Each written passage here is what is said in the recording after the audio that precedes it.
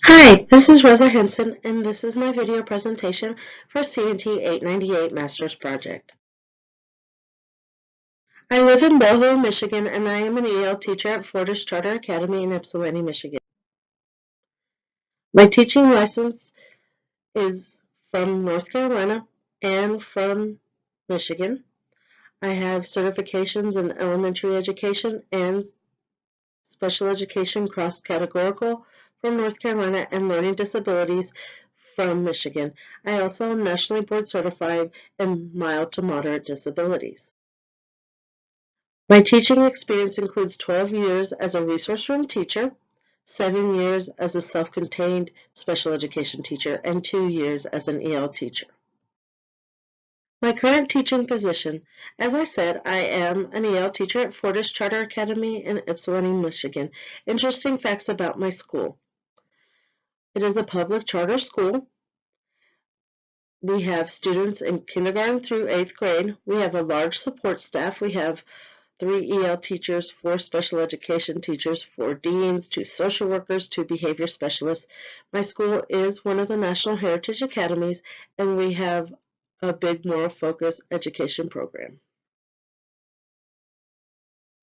All about me.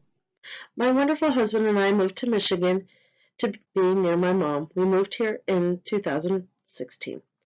I have lived in New York, New Jersey, Texas, North Carolina, and Michigan. My 2 dogs, Harley and Tiki, and my cat, Robbie, they keep me entertained and busy and on my toes. In college, I studied elementary education and special education.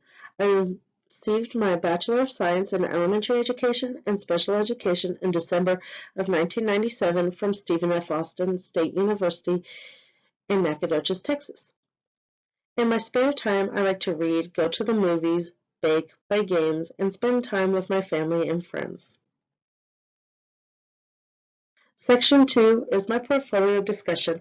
I chose CAEP 1.5 Candidates Model and Apply Technology Standards as they design, implement, and assess learning experiences, environments to engage students and improve learning and enrich professional practice. So I divided this down into 4 sections. Why CAEP 1.5? How do the artifacts tie into the standard? Explanations of the process of creating these artifacts, my big ideas and takeaways. So why CAEP 1.5? Well, I chose this standard for my portfolio because I have learned a tremendous amount about technology and how it is used with students over the course of my teaching career. When I started teaching, students used old Macintosh computers with floppy disk drives, and the only color that could be seen on the screen was green. Technology has improved tremendously since then, and in my current teaching position, I use technology more in instruction than I ever thought I would. To incorporate more technology in my lessons, I have researched many good videos and ESL websites that can help students engage in their learning. I use a lot of videos for background knowledge, such as when we read a book about penguins, I found a National Geographic video about penguins for them to watch to get an idea of what we were going to be reading about. I also use ESL games and other game websites with my students to help them really practice the skills that we've been working on. And sometimes I also use these as an informal assessment to see whether they have learned the concepts I'm teaching without having to give them a formal test. So how do the artifacts tie into the standard? Well, the artifacts that I used in my ePortfolio are the Food Vocabulary PowerPoint for newcomers, the SciOp lesson plan that incorporates the PowerPoint and ESL vocabulary games, and for Artifact 2, the Athena lesson using synonyms of vocabulary PowerPoint. So using these types of technologies has helped my students and helped me become more engaged in the learning together. So here's an example of the food PowerPoint that I created with my newcomer student who is in 5th grade. She helped me pick out the pictures for the foods, and she helped me with the Spanish words so that we could have the English and the Spanish to help her and her brother learn the new words. She was very excited to work on this project together during her tutoring sessions so that she could help her brother. Here is a picture from SciUp. These are the 8 components of SciUp. Although I do not have my SciUp lesson plan attached, you can find it in my ePortfolio under this standard. The actual form that I use to do my EL lesson plans come from the EL coaches for NHA schools. Artifact 2 comes from CNT 825 Advanced Practicum. I submitted several videos of me teaching a group of 5th grade boys. In one of the videos, I did synonyms with my students. I chose synonyms because it was a skill that they were focusing on in the classroom, and I feel that as an EL teacher, I should be connecting with their teachers and finding out what skills they're working on in the classroom so that I can help either pre-teach it or give them more individualized instruction on those specific skills. So I created another PowerPoint to go with the game that we were playing. I found a game on the internet called I Have, Who Has, and it had synonyms, and my students would have to interact with each other and me to find the synonym that matched. But I thought that there were some of the words in the game that maybe they didn't know. So, like I said, I created the PowerPoint, and there's an example of some of the slides on the next slide. Here are some of the examples from the slideshow or PowerPoint that I showed my students. I always incorporate a picture, the definition, and a sentence to help them understand what the words mean. The process of creating Artifact 1. My newcomer students, a brother and sister, they are both eager to learn. The sister is actually more anxious to learn than the brother, and she asked me in English if she could help me create one of my PowerPoints that I make for their new vocabulary. And I told her that that would be a great idea.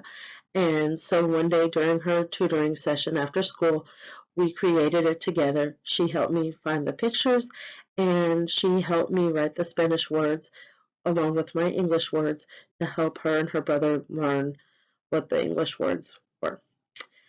She did a great job of sharing with her brother, and after being a little reluctant, he came to enjoy the activity with us and actually asked if he could help me create a PowerPoint for our next unit.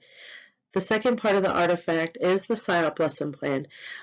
In this lesson plan, I used the newcomer packet that I found on Teachers Pay Teachers, and we also played games that I found on www.eslgamesplus.com, which had 3 games to review and assess their knowledge of the vocabulary from the food unit.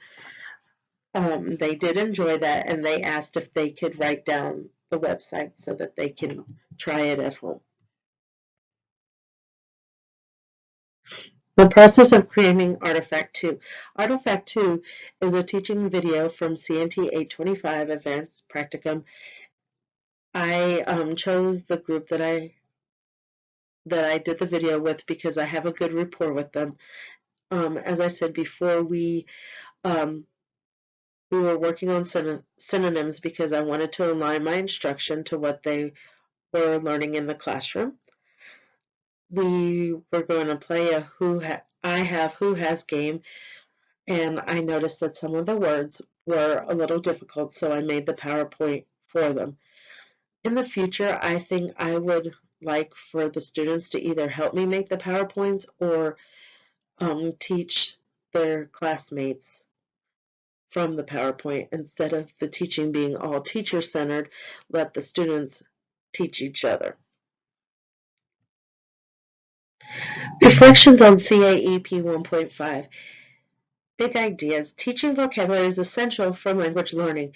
In my teaching, I have always brought in realia, given them visuals, PowerPoints, all kinds of things to help them learn the new vocabulary because that's essential in them understanding the language, speaking the language, reading the language, and writing the language. Using technology with students increases students' motivation to learn.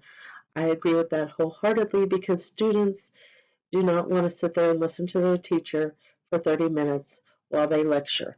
Students want to be involved in their learning. They want hands-on. They want to discover things for themselves. And students take initiative in their learning when they use technology to learn. Students actually can do the research and report back to their classmates and to their teacher what they have learned. My takeaways are to use more technology to let children teach their peers. When students create and then teach their peers, it is more meaningful for everyone involved instead of the teacher teaching everything and not letting the students be involved in their own learning. Teachers need more professional development in technology to keep up with the latest technological advances in education. I agree with this because there are programs out there that we don't even know about that can help with learning English, that can help with students researching, that can help students learn more. And some of these programs are being underutilized. And if teachers had more training with these programs, then they would be more likely to use them. An example is News ELA. We have that at our school, but I don't know how to use it very well. And if I have a group of students and I have one student who's a WIDA level 2 and the other students are WIDA level 3, I can print articles for them to read based on their levels, and they can get the same concepts but at their own ability level, which would be a tremendous way to teach kids and allow them all to be involved in the discussion and the activities after we read the articles. Students' use of academic programs can help drive instruction in the whole group setting or intervention setting. I have talked about MobyMax, and MobyMax is a great program, and one of my newcomers, she has used it so much at school and at home that she is in fourth place in points amongst all the fifth grade at our school and has helped her class win the pizza party for the class with the most points. That has been a major motivator for her to learn. Next steps. Well, I have to take the Michigan TESOL certification test. I will continue working with my EL students, and I want to create a year-long unit for newcomers using maybe some of the packets and some of the things from the different programs that we use, but also to incorporate a lot of technology. References for the websites that I had in the slideshow. And I want to thank you for viewing my presentation.